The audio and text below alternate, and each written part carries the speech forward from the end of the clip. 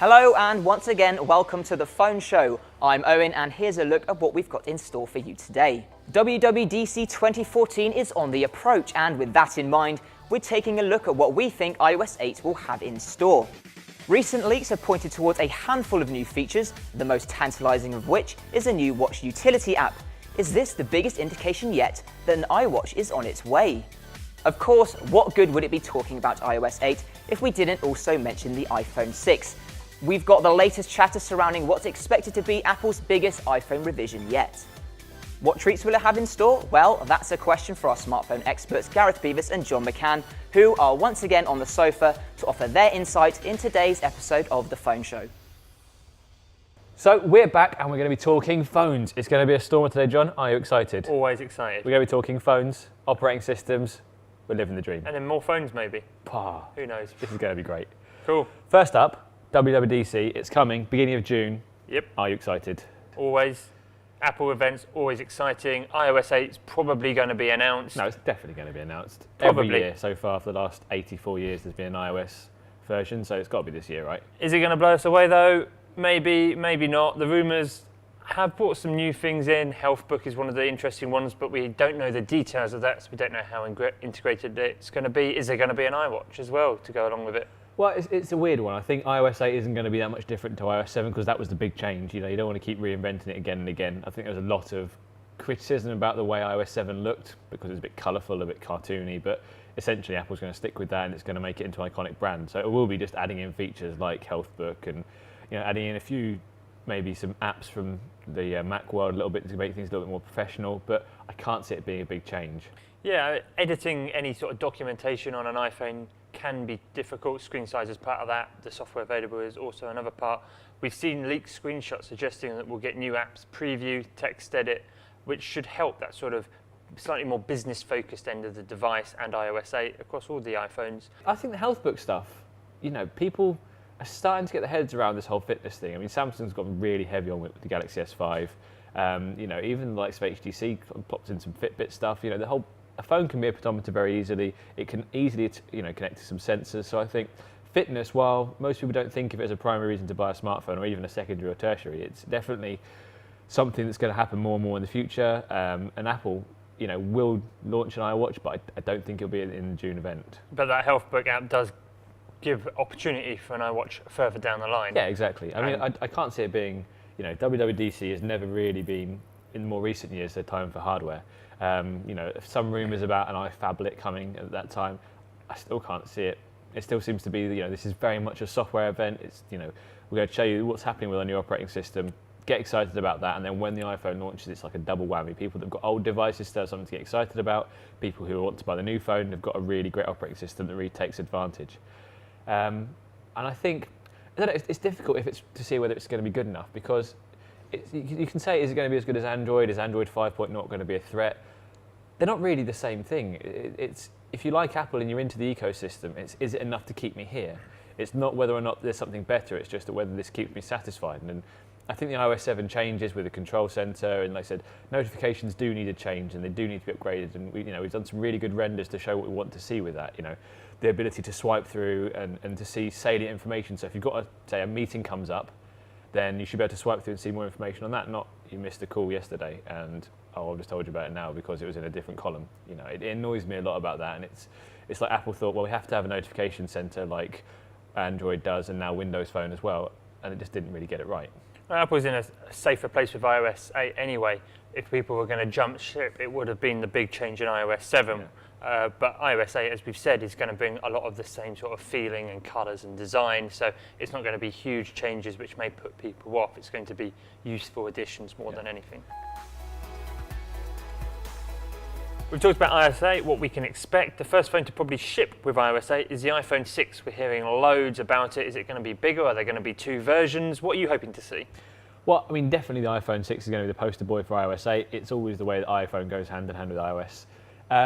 This needs to be a big hit for Apple. For the last, I'd say, 3 versions, 4S, 5 and 5S, we haven't seen that much of a jump forward in terms of what consumers can really look forward to. The iPhone 5S was good in terms of adding in Touch ID. A 64-bit chip is really good for future-proofing. And the iPhone 5, yeah, it made the screen a bit bigger, but essentially it's the same kind of design, stretched a bit, and it's got a faster processor. To some people, that's not enough. And I think the iPhone 6 is definitely going to have a redesign. You know, if we looked at sort of the curved plastic iPhone 2, 3G, 3GS, then the iPhone 4 jump to the industrial kind of design was a really big change. And I think that we need to see that again. It needs to be, whether liquid metal is going to be used, it's something that Apple's had quite a strong coordination with for quite a long time, because it could make a really nicely designed chassis. It definitely has to have a bigger screen. I think whether or not people really want it, there's this notion that screen sizes are getting bigger and having an iPhone doesn't give you the opportunity to do things that you want. I mean, I know you and me both feel like after using big screen phones, you can't go back down to the iPhone because it's just too cramped. It's really hard to input text and to swipe around the screen. I think some people will miss that, and as such, I think we might see two versions. The iPhone 5C sequel, I think, will probably keep that smaller screen because there are people that want that device. I mean, the Sony Z1 Compact, Moto G, these phones are still selling really well, and they've got a slightly smaller display compared to 5-inch devices. So I think, there's going to be some big changes from Apple. It will be coming in September as per usual. There's no reason to think otherwise. And it'll probably be joined by an iWatch. And with a new iPhone, you can always expect a better camera. Apple are always big on saying how they've improved the camera each generation, even if it's sort of more behind the scenes improvements rather than we've bumped it from an 8 megapixel to a 16 megapixel camera. Apple are unlikely to do a big jump like that. It's unlikely to challenge the megapixel wars of the Xperia Z2 or the Lumia 1020, but what it will do is a lot of behind the scenes stuff, sort of what we've seen on the HTC as well, who have done a lot of chipset design and work and all the back end processing. So Apple will continue that. Their iSight camera technology is excellent. So we can expect better photos. Yeah, and I fully expect to see an 8 megapixel camera. I don't think we need to go any higher than that.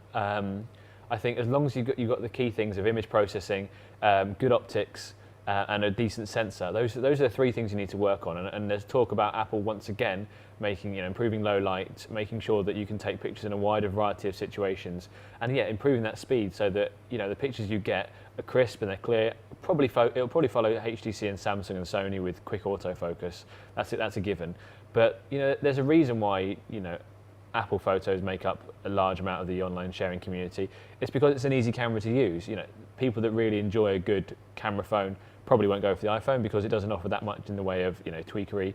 It's getting better, but there are much better devices out there. Like you said, the Z2, the 1020, the new K Zoom from Samsung. If you're that bothered, you'd go for that. But it's about making sure that camera that you happen to have is brilliant, and that's what Apple and some rivals are starting to really get their heads around at the moment. And I'm really glad about that, and I'm glad that Apple and HTC are keeping one level of it. We don't need loads of megapixels. There's definitely a market for that, and I'm not saying that it's wrong to do it for some people, but for some manufacturers, it's right to keep it simple and keep the megapixels low, and I'm glad Apple is going to stick with that. We're also hearing that the iPhone 6 may actually be slightly more expensive than the iPhone 5S when it launched, and previous ones.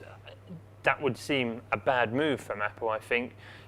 They've already got a premium price tag on the devices and they're already seen as high-end products. Yeah. So bumping up the price even more would be a strange move. Except for the fact that you'd have two different devices on there. You'd have a budget version, you'd have a more expensive version. That kind of offsets the problem because it says if you want to pay less and still have the Apple experience, it's right here.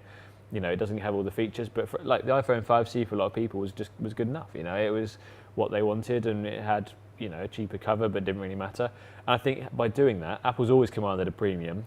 I wish it was cheaper. I think spec for spec with some of the other handsets on the market right now, I don't know where it warrants that extra price tag, but it has charged that for years, and people are still buying it. So it's difficult to say whether or not it's something you should criticise the company for. I'd rather it was cheaper, obviously, same with a lot of things.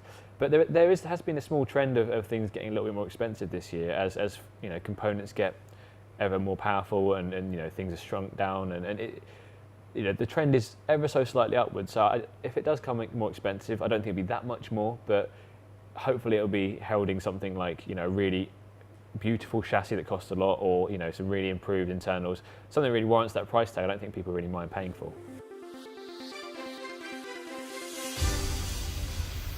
Well, that's enough news from the Apple tree, but now it's time to take a look at what else has been going on in the smartphone world. HTC may be planning a plastic version of the One M8 to steal sales away from the Galaxy S5. The rumoured M8 Ace would feature almost identical specs to its shiny sibling. Although the duo camera may be dropped, in a move aimed at undercutting the plastic Galaxy S5 with a more affordable price tag.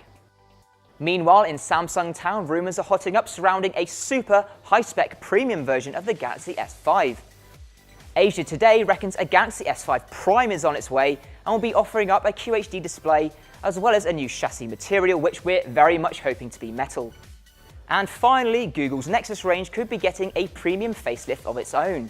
It's thought that Android is looking to invest $1 billion to get phone makers to jump on board its new Android Silver program, which could spur a whole new series of high-end phones from multiple manufacturers.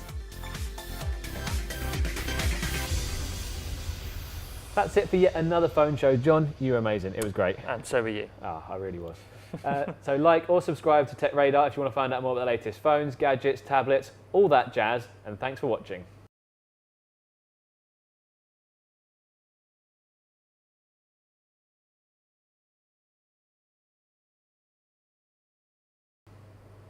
Nice.